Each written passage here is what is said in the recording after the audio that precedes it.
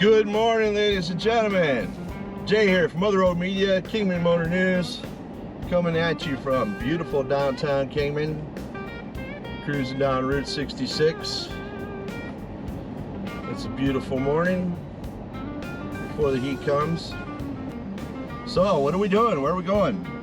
We're headed down historic Route 66 out towards Oatman. We're gonna stop at historic Ed's Camp. Now, if y'all don't know what Ed's Camp is or was, back in the heyday of Route 66, it was a popular stop for motorists, tourists, what have you. We're going to be meeting up with the Realtor. If you didn't know, the property is up for sale now.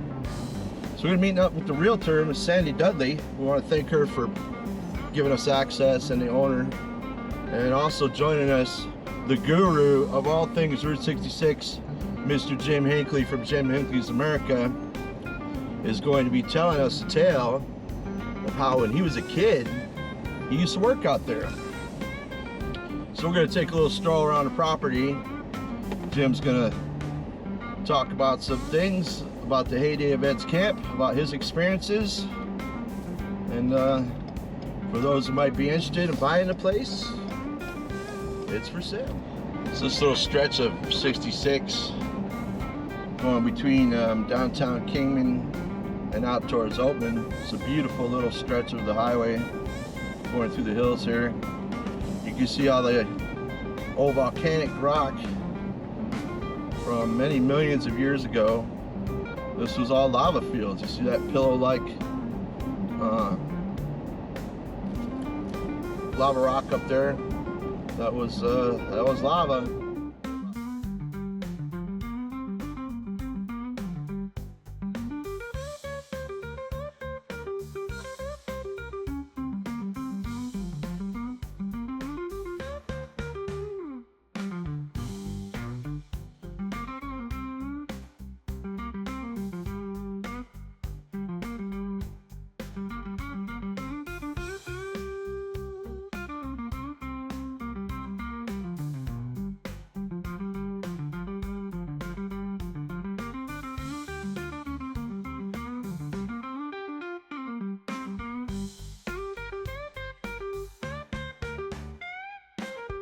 So hey guys, we're coming at you from historic Ed's Camp over here on Route 66 going out towards Oatman. As you can see, the property is now for sale. We're here with Mr. Jim Hinckley from Jim Hinckley's America. Good morning, Jim. How are you doing? I'm doing fine. Little Meadows. See the LM? No apple trees no more. Probably there's some pomegranates back there in Dudley Valley still, but I see the Oldsmobile still laying out here. oh yeah, it's still there. I don't know how true it is, but Ed always told me that was the car that he drove out from Michigan. No kidding. Yeah. It could be. I don't know. I couldn't imagine driving that across country. But Well, he came out here sometime after WW1. yeah, I think originally the first time he came out was like 1916, 17, something like that. And then he originally went back for a little bit, or enlisted in the army. And when he got out, he came back to this area. I was too young to appreciate it, you know, but he drugged me all over these hills. National Trail to the old King's Dairy down there in the canyon. Oh, okay. Back. You ever been, you know where that's at? No. The old dairy? It's just before you get to Cool Springs, there's a real rough road that turns off and drops down in the canyon. I thought that was part of the original Cool Springs homestead down there. You know, I don't know. The folks were out of Powers Lake, Wisconsin, but it was a dairy. Okay. And gosh, you know, I know in the 30s and 40s was a dairy. I don't know when it burned, but it burned at one time down there. Huh. Speaking of dairies, somewhere. Just saw it a few days ago.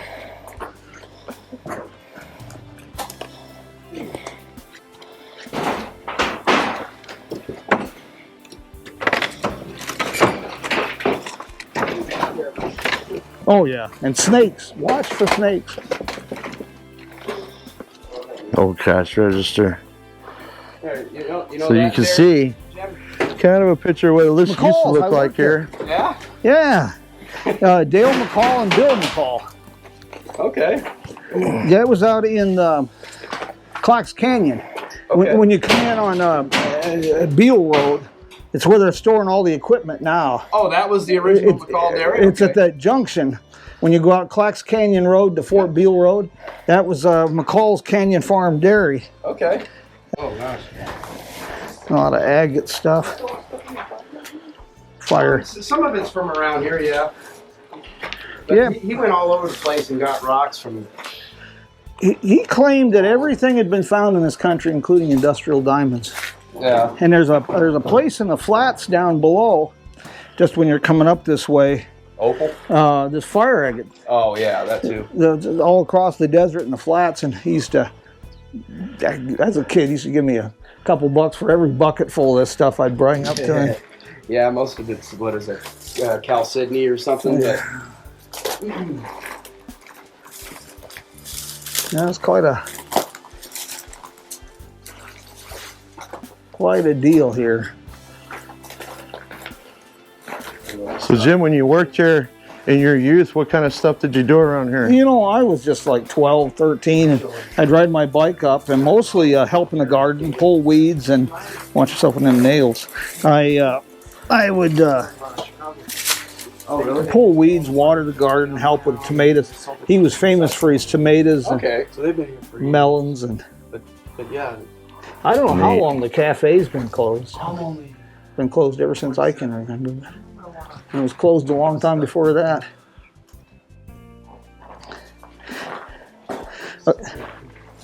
A great story about Ed that you might like that Roy Dutton used to tell all the time was Ed brought in Roy Dutton had Dutton Motors downtown there, and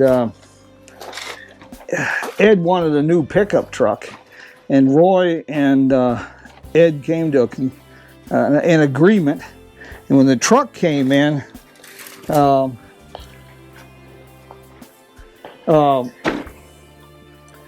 Ed brought down a bag of tomatoes for Roy and just tore off a piece of the grocery sack and wrote on it, pay Dutton Motors X number of dollars, and signed it. And Roy says, what the hell am I supposed to do with that? And he says, you take it down to Bob Merced at Valley National Bank and you cash the damn thing. And Roy called Bob and he says, yeah, Ed does that all the time. He doesn't like checks. Oh, jeez. Your steps. Yeah. About 10 years ago, we had one of them microburst type thing come through and pretty much messed everything up. Well, that and just age. Age, yeah, for sure, but I had a shed up there that storm completely took down.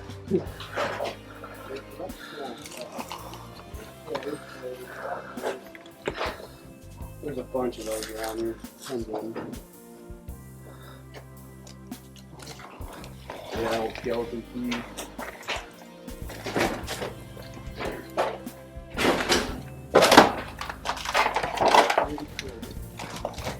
If these walls could talk. Remember there? Anaquesta. Man, he's got some neat stuff in here. The geology stuff, chemical testing, and scales, and You need the drill press? Okay. you know, Ed, as far as I know, he never really finished this thing. It was always rough, and there were, because he just got busy. It was I know it was a Pickwick bus stop for a while. Yep. Somewhere around here is the old arm for the bus stop. I know I've seen it. I still think where it's at. It'd be neat if you could find the old Pickwick sign. Yeah, I've never seen a Pickwick sign, but there was almost like a flag on a mailbox. You know, it was a sign like that on a post for the bus stop. Yeah. Let them know to stop. They had passengers to go. Pickwick became a Greyhound Yeah. about 31, 32.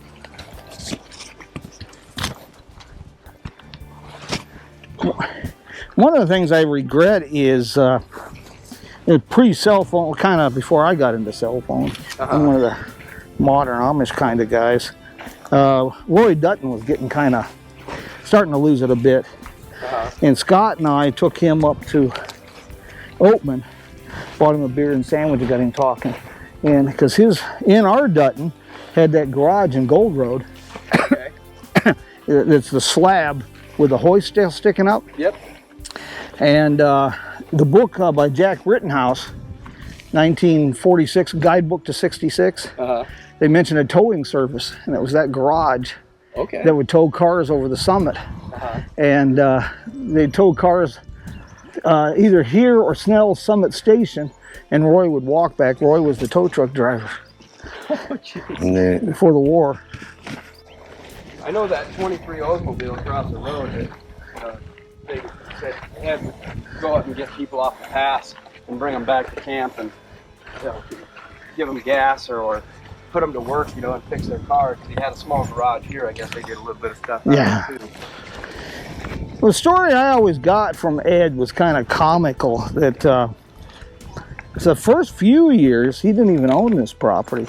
He just set up camp here and started selling gas out of drums, like he owned it, because there was water. That Little Meadows is that was a Native American trade route. Father Garces, 1776, camped here, and of course National Trails Road, everybody camped here. Yeah.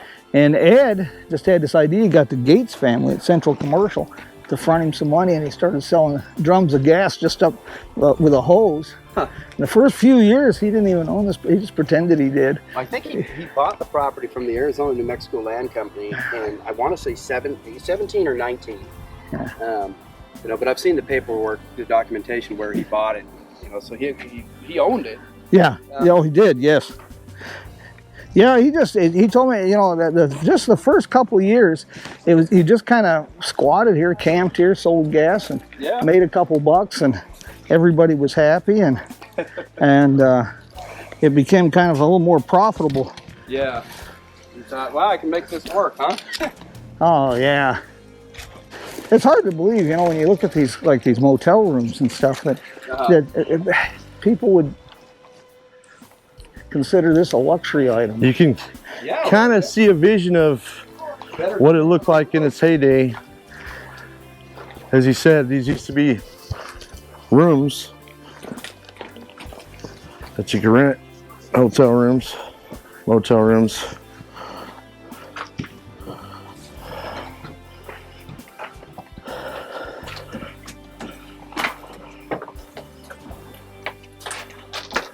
Watch your step in that one, it's full. Okay.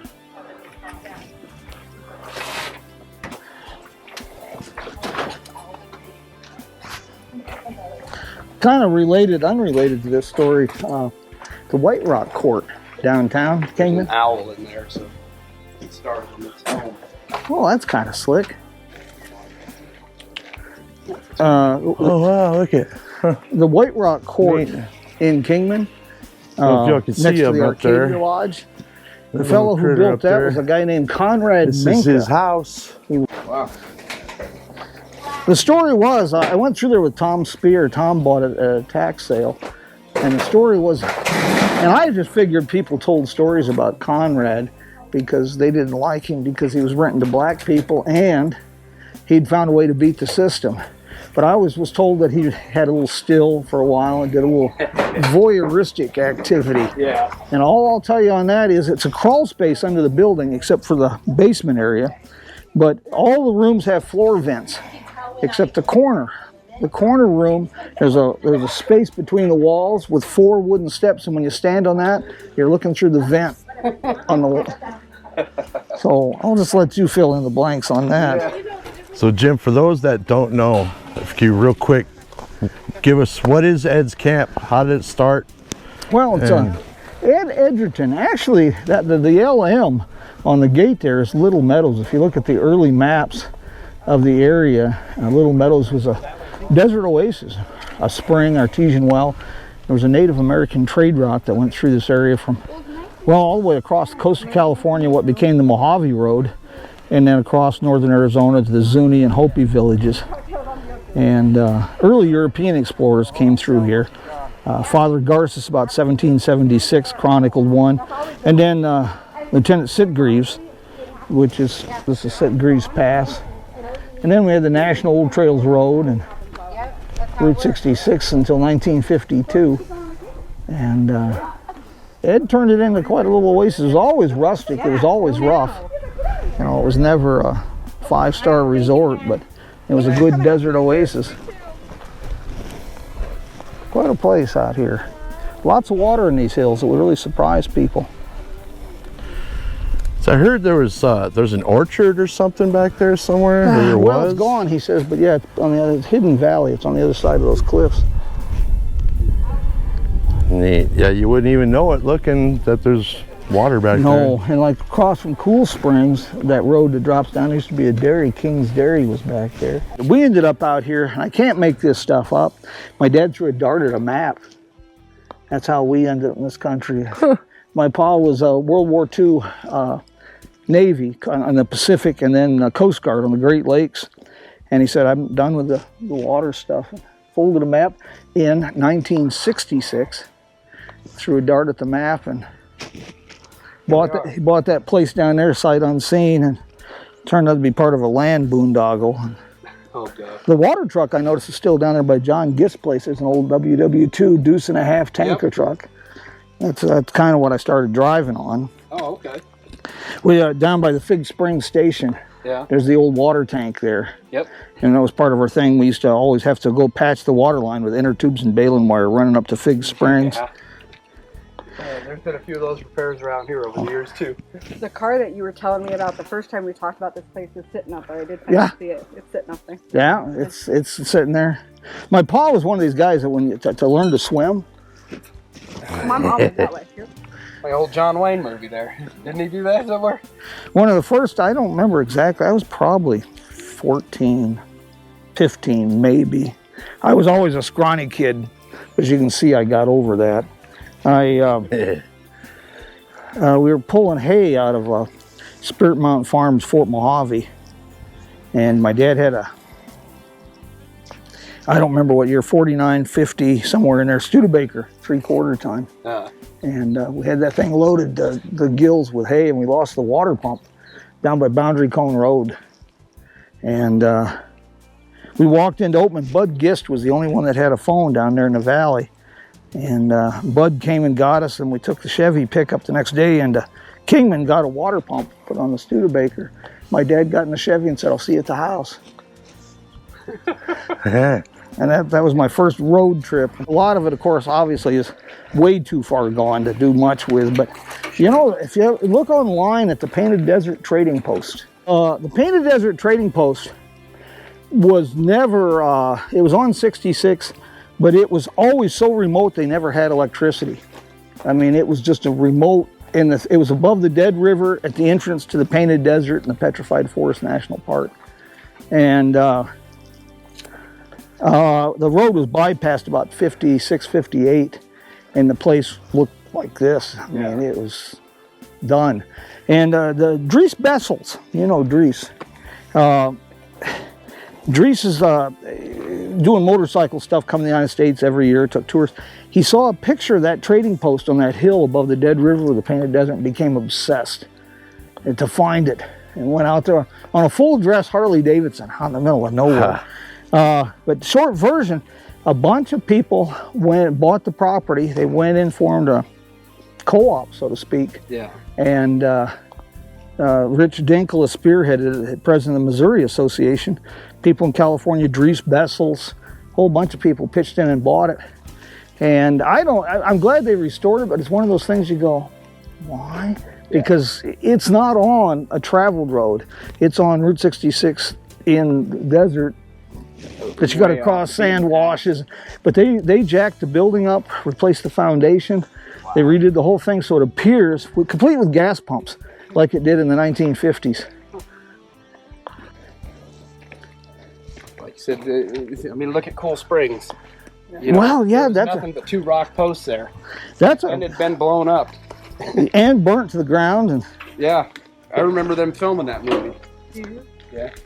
When Check Terminator bus down there that road blocked off. When Ned bought that, you got the grease pits. Yep. You know, that was there. I felt bad for Ned when he first bought that, because when I was a kid, everybody that lived in the valley, wasn't many people, 5 or 6 of us, but that was the dump. Okay. Everybody'd take the garbage in the back of the pickup and you back into that and just start shoveling stuff out of the back of the truck out there. I don't know how much stuff Ned had to haul off. Is the cafe just still was used for storage for so many years, or? Yeah, pretty much. I mean, it was operational till, I don't know, probably 89, 90. The cafe was going that late? Yep. Yeah, So, my mom and my grandmother were running it. I'll be darned, selling Cokes and... Yeah. 89, 90.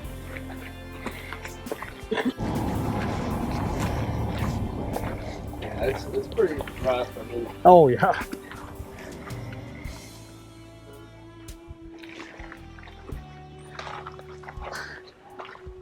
But you know, the whole place was rough. Ed never, like he said, he never really finished it because he just got busier and busier, and it was making money, so why fool with it?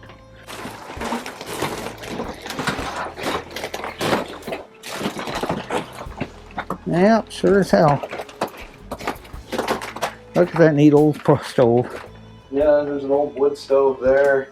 That's a gas one here.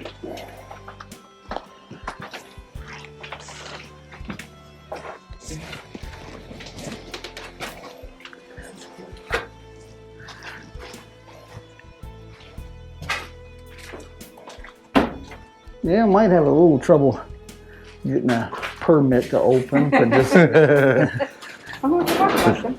Just might a need- little bit of renovation, huh?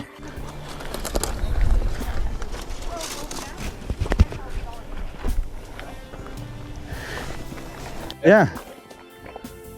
I think it's got external push rods and stuff. Yeah. Yeah. Yeah. And it's better to fill your head with useless knowledge than no knowledge at all. There you go. The National Old Trails Road, and you probably noticed this, but when you go down to Gold Road, and when you're going down the other side, if you look off to the right, you see the old road with guardrails down below. Oh yeah. That was this road was put in 21, and that old road was 26 and 28% grades. So they bypassed it, but in 1914, they had an automobile race, the Desert Classic automobile race, Los Angeles to Phoenix. And they went from Los Angeles to Ash Fork and then south through down Yarnell Hill, Prescott, and Phoenix. Okay. And it attracted some of the big boys like Lewis Chevrolet and Barney Oldfield. And you know, like I say, I was just a kid, but I got snippets that I remember Ed sharing stories and talking to my pa about things out here. Ed always says he wanted to climb that, be the first person to climb that. Trying to get behind him. Oh, and when he got up, he finally got up there and climbed it, he found 4 beer bottles. So somebody beat him to it.